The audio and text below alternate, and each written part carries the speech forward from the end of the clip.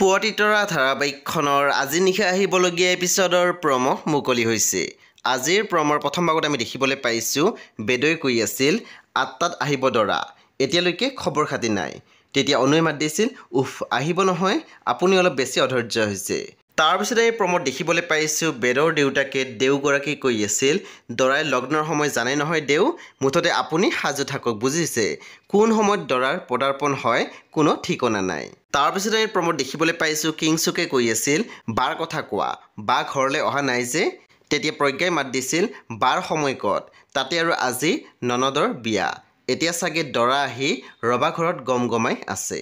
সেই বন্ধু বান্ধৱীসকল আজি নিশা ৯ বজাত ৰং টিভিত আহিবলগীয়া পুৱতিতৰা ধাৰাবাহিকখন খুবেই বেছি ইণ্টাৰেষ্টিং হ'বলৈ গৈ আছে। সেই আপোনালোকে চাবলৈ একেবাৰে নাপাহৰিব। পৰৱৰ্তী আপডেটৰ বাবে আপোনালোকে মোৰ চেনেলটো ছাবস্ক্ৰাইব কৰি কাষত থকা বেল আইকন টিপি দিবলৈ একেবাৰে নাপাহৰিব। আৰু প্লিজ আপোনালোকে মোৰ ভিডিঅ' এটা লাইক কৰি দিব।